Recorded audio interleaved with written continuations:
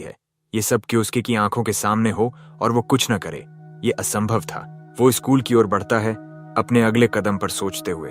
बदला लेना आसान बात नहीं थी, क्योंकि स्कूल की सिक्योरिटी अब पहले से कहीं ज्यादा कड़ी हो चुकी थी, खासकर जब से ले का उसमें हाथ पड़ा था। फिलहाल वो बस स्थिति को समझने और सही मौके की तलाश करने का फैसला करता है। हॉल में चलते हुए उसकी मुलाकात असाही से होती है, जो क्लास जाते हुए उसे देख मुस्कुरा देती है। उसकी नजर कियोस्के के फोन पर पड़ती है, जिसमें वो लेलाई रोआकी के बारे में पढ़ रहा था। असाही छिपाती नहीं कि वो उस औरत की कितनी बड़ी प्रशंसक है। बातचीत के दौरान वो ग्रेट स्नेक ऑफ चोंगशान का जिक्र करती है, जो एक बहुत प्रसिद्ध क्लैन है जिसे लई ने ही बनाया था। उस क्लैन के सदस्य बेहद ताकतवर माने जाते हैं। काले सूट पहने जो लोग ले के साथ थे शायद उसी क्लैन के होंगे। स्कूल के कई छात्र भी उस क्लैन या सेना के संगठनों में शामिल होने की योजना बना रहे हैं। जब वो कियोस्के से पूछती है कि उसके क्या प्लान्स हैं, तो पहले तो वो कहने वाला था कि उसे कुछ नहीं करना, लेकिन तभी उसके दिमाग में एक विचार आता है। अगर वो उस क्लैन में घुस सके तो ले तक पहुंचने का ये सबसे सही रास्ता होगा। वो मन ही मन निर्णय लेता है और असाही को धन्यवाद कहकर आगे बढ़ जाता है। असाही को समझ नहीं आता कि उसने किस बात में मदद की, पर वो मुस्कुरा देती है। दूसरी ओर इवाको अपने ऑफिस में पेपर वर्क निपटा रहा था कि अचानक उसका फोन बजता है। वो डर के मारे उछल जाता है, कॉल उठाता है।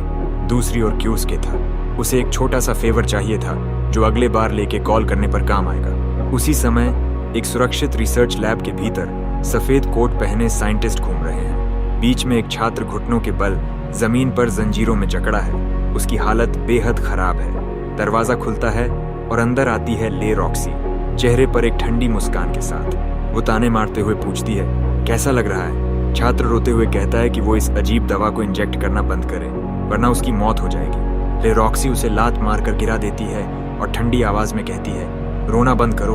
अगर दवा सफल हुई तो तुम और मजबूत बनोगे। बस हमारे लिए थोड़ा और लैब रैट बने रहो। वो उंगलियां चटकाती है और दो रिसर्चर आगे आकर छात्र को एक और इंजेक्शन लगा देते हैं। छात्र चिल्लाने की कोशिश करता है, पर दवा शरीर में जाते ही उसकी आवाज घुट जाती है और फिर वो दर्द से तड़पते हुए शांत हो जाता है। इस बार दवा ने उसकी भाषा बोलने की क्षमता ही छीन ली थी। लगता है अगर टेस्ट सब्जेक्ट के पास जादू की थोड़ी भी स्किल न हो तो ये दवा असर नहीं करती।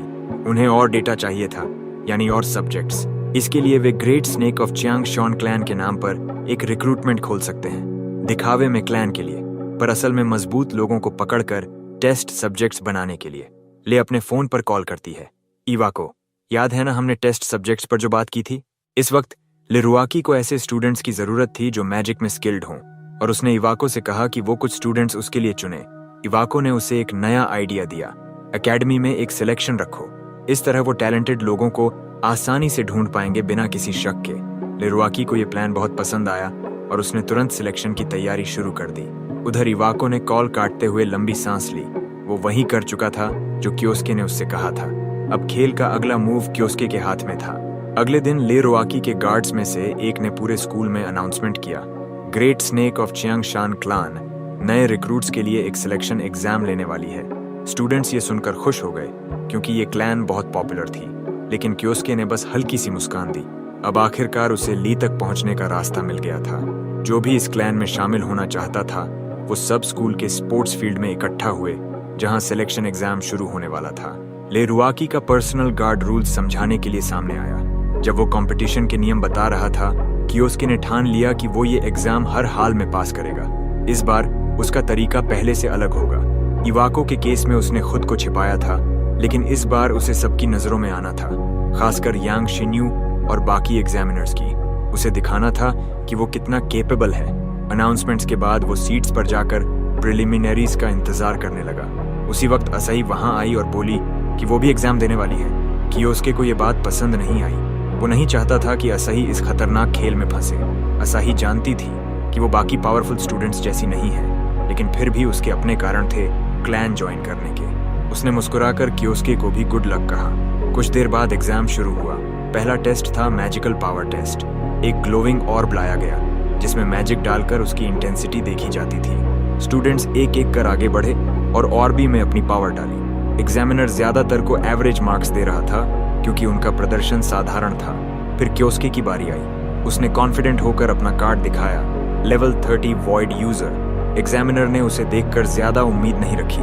मगर अगले ही पल कियोस्के ने अपनी शक्ति छोड़ दी। ऑर्ब इतनी तेज चमकी कि सबकी आंखें चौंधियां गईं। मैदान में खामोशी छा गई। जब रोशनी कम हुई, एग्जामिनर ने उसे एस ग्रेड दिया।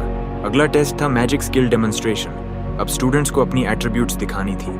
कियोस्के ने पहले एक बेसिक अर्थ स्पेल किया, फिर तुरंत एक वाटर बॉल बनाई। सब चौंके, पर असली शॉक तब मिला जब उसने फायर, लाइटनिंग और एयर सभी एलिमेंट्स एक साथ कॉन्जर करके हवा में स्थिर रख दिए। पूरा मैदान हैरान था। इतने सारे बेसिक एट्रीब्यूट्स को एक साथ मेंटेन करना नामुमकिन माना जाता है। यही थी वॉइड एट्रीब्यूट की सच्ची ताकत, जिसे अब तक बेकार समझा गया था। असाही दौड़कर आई और उसे बधाई दी। फिर उसकी बारी आई। उसने ड्राइड प्लांट्स पर लाइट मैजिक डाली और उन्हें जिंदा कर दिया। बाकी स्टूडेंट्स हंस पड़े। बस इतना ही, पर कियोस्के जानता था कि लाइट एट्रीब्यूट रेयर है और असाही में भी उतनी ही पोटेंशियल है जितनी उसमें। पर एग्जामिनर्स शायद उसकी स्किल को समझ नहीं पाएंगे। तभी यांग शिन्यू उसकी फाइल पर निशान लगा देता है। वो उसे पोटेंशियल टेस्ट सब्जेक्ट मानता है। कियोस्के को अंदाजा नहीं था कि उसकी दोस्त अब खतरे में है। आखिरी स्टेज थी 1-on-1 ड्यूअल। स्टूडेंट्स का सामना सीधे ग्रेट स्नेक ऑफ चोंगसान के एग्जामिनर्स से था। जीत हार का सवाल नहीं था, बस परफॉर्मेंस से अंक मिलते थे।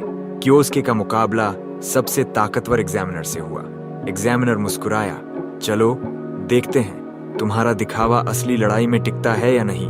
उसने अर्थ मैजिक से भारी हमला किया, पर कियोस्के ने विंड मैजिक से सारे ब्लास्ट्स मोड़कर उसी पर लौटा दिए। सब दंग रह गए। जब एग्जामिनर ने सिर उठाया, कियोस्के पीछे खड़ा था। उसकी गर्दन पर बर्फ का तेज आइसिकल। विनर घोषित हुआ। कियोस्के ने एग्जाम जीत लिया था। यांग शिन्यू को यकीन नहीं हो रहा था कि कोई स्टूडेंट उसकी क्लैन के एग्जामिनर को हरा सकता है। उसी रात उसने लीले रोकी को कॉल किया और पूरी रिपोर्ट दी। जब उसने बताया कि एक स्टूडेंट ने एग्जाम में असाधारण प्रदर्शन किया और उसके पास वॉइड एट्रीब्यूट है, तो लेरॉक्सी की आंखें चमक उठीं।